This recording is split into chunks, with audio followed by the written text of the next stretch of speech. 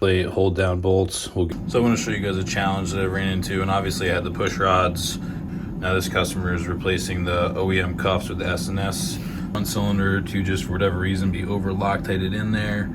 So that was a problem. So that bolt is broken. Things yesterday.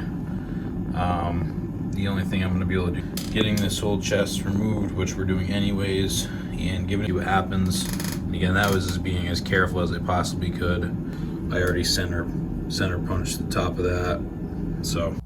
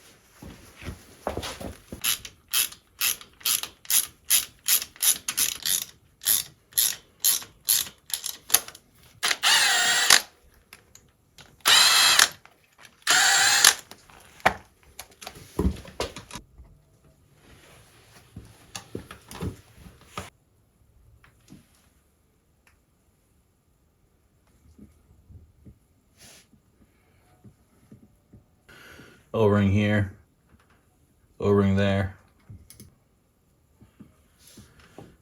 So you can either take one less thing you need to do, and it stays together.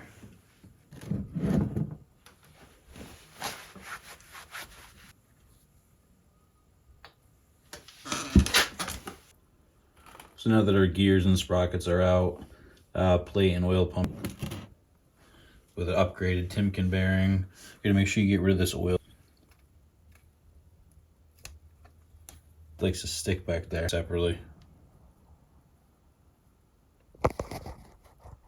So before we replace that inner bearing, everything is out of the way now.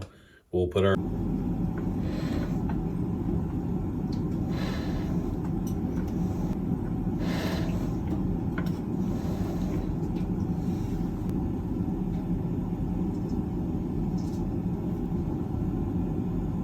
went to bed last night, came down here this morning, just checking it, just make sure that I'm still Let's fucking go.